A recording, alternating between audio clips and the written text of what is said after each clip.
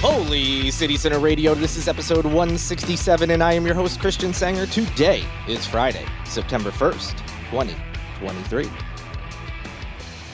Goodbye, Adalia. Hello, September. Happy Friday. Welcome to Holy City Center Radio. I hope your week went okay, and I hope the storm did not do anything too frustrating for you. I know lots of folks lost power. I know there was some flooding here and there.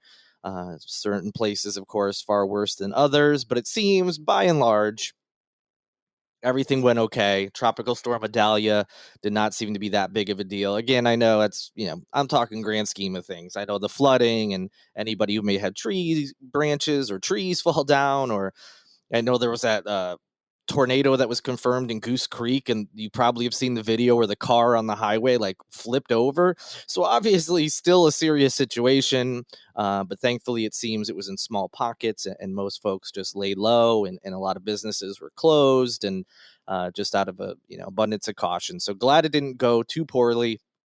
But of course, if any of you out there sustain any damages to homes or had any other issues, I hope it wasn't too bad, and get everything straightened away as soon as possible. But again, big picture, glad that we have gone through another storm without anything too bad happening. And yes, it is September, and I can't believe it. 9th month of the year. We're almost done with 2023.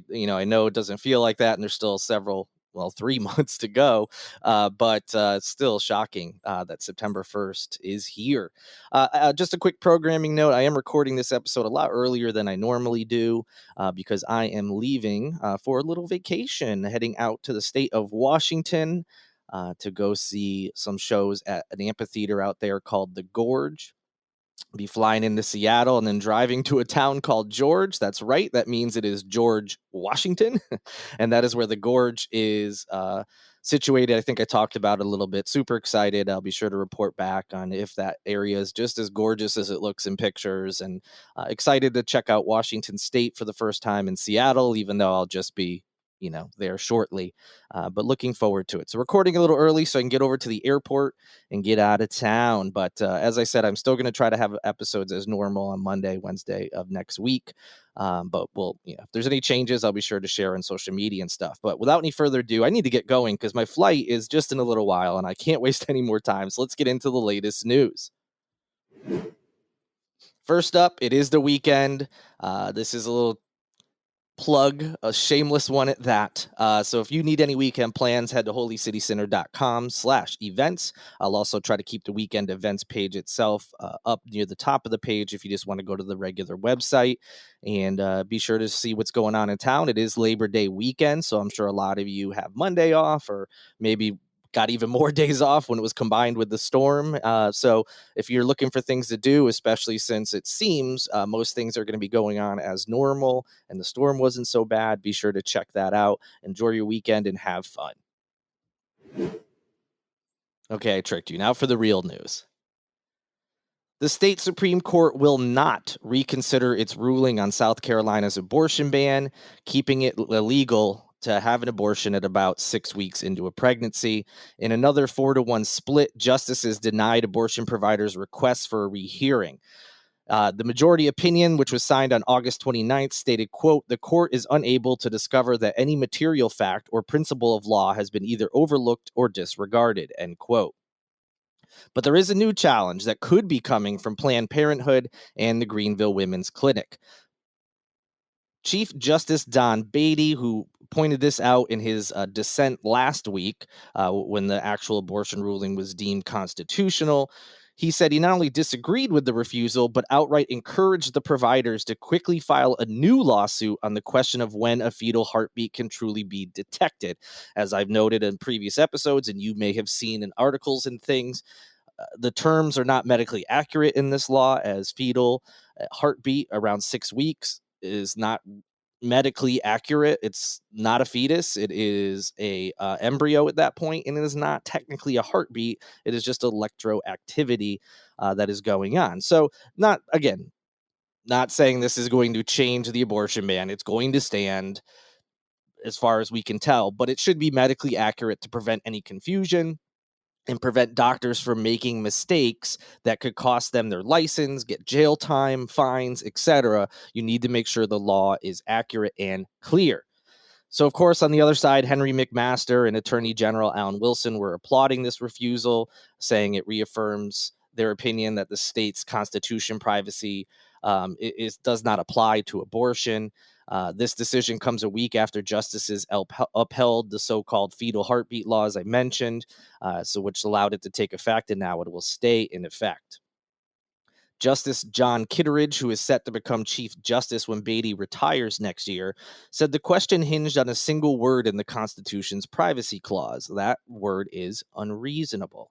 So while the law clearly infringes on a woman's right to privacy, according to Kitteridge, so he even agreed that the law clearly infringes on a woman's right to privacy, what they want to know is what's an unreasonable invasion of that privacy in order to protect life. So the legislation is what is required in that situation, according to Justice Kitteridge. So basically, even though they admit, oh no, this clearly is an invasion of privacy, they think it is up to the legislature to make rules if that invasion of privacy means it could, in their minds, save a life, in this case, an embryo, a fetus, whatever stage of the pregnancy this person may be at. So that's where we're at. But as I mentioned, one justice outright was like, you need to continue this. You should do this, trying to get this, challenge and try to make sure that this law is appropriate if it is going to stay intact. So if there's any updates, I'll be sure to pass them along. But at this point, and for the foreseeable future, South Carolina's what it is effectively a total abortion ban remains in effect. Alec Murdaugh just can't seem to stay out of trouble, even minor trouble. I know this seems quaint considering he has been convicted of murdering both his wife and one of his sons, and is also facing so many charges of stealing money from some of his former clients. So I know, grand scheme of things, this doesn't compare, but it just shows continuing to kind of flaunt that he is above the law despite being convicted of several crimes at this point. So Murdaugh, of course, the former attorney who is serving a life sentence for the murders of his wife Maggie and son Paul, has now been convicted of violating South Carolina Department of Corrections policy. Following a disciplinary hearing on August 28th, the Department of Corrections convicted Murdaugh of 2 internal disciplinary charges. Those charges are abuse of privileges and unauthorized use of an inmate's PIN number. Murdaugh lost his telephone and canteen privileges for 30 days due to those violations. Now, the charges are not a violation of law, according to the Department of Corrections. It's more just an internal violation of rules, but you get the idea.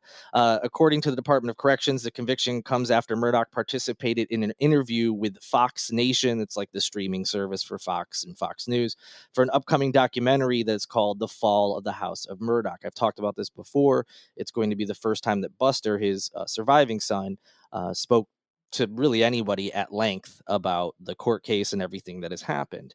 So apparently Alec participated in it as well, and he was not allowed to. The Department of Corrections says he provided the interview information to Jim Griffin, his attorney, through a legal call in early August. Griffin recorded the call and provided it to the media. However, under Department of Corrections policy, inmates are not permitted to conduct interviews. So they revoked Murdaugh's tablet and phone privileges after learning about the interview and then pending a review of the incident itself. Murdaugh then used a fellow inmate's PIN number to make a telephone call, which is another department violation. So he did not have his privileges, as they were waiting for this review, decided to take another inmate's PIN number. People found out about it, and he gets in trouble for that too.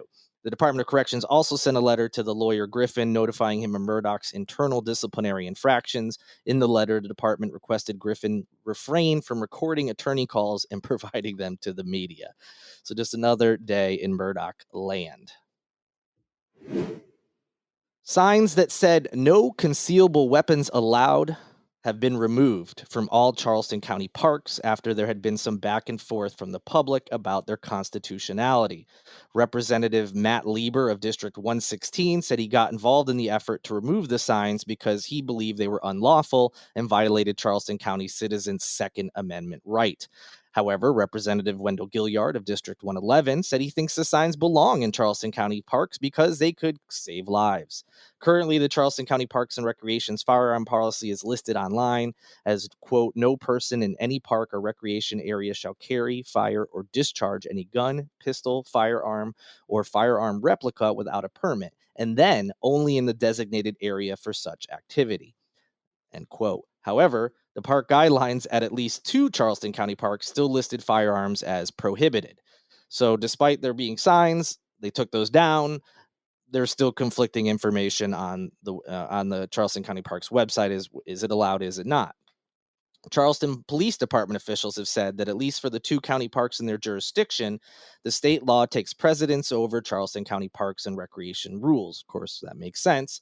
And people can lawfully possess a firearm throughout the park. So the police are siding with that. Lieber said prior to the department removing the signs, he worked to withhold a portion of their funding and several appointments to their commission. He said by posting these signs, Charleston County Parks and Recreation circumvented the General Assembly by writing gun laws for themselves. So, too long didn't read version. Charleston County Parks had signs saying that firearms were not allowed within the parks. Some people disagreed, but the person who had some power to do something about it, Representative Matt Lieber, decided, hey, you know what? Let's just go ahead and withhold some funding for the Charleston County Parks, and let's hold up on some of the appointments to their commission to force them to remove these signs. So Representative Lieber would much rather allow anybody to possess a gun in the parks. Who cares, right? What could go wrong?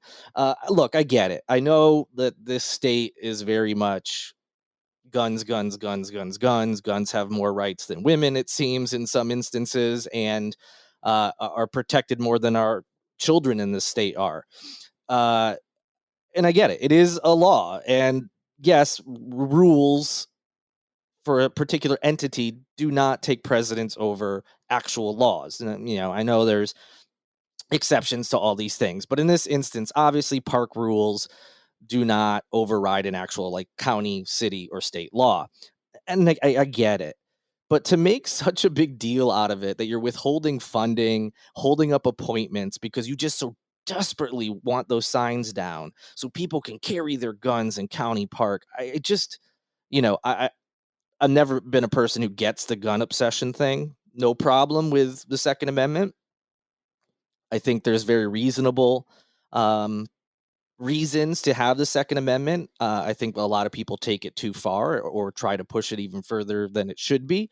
And I don't begrudge anyone who likes guns or finds some sort of interest in them or uses them for hunting or whatever it may be. That is your right to own a gun.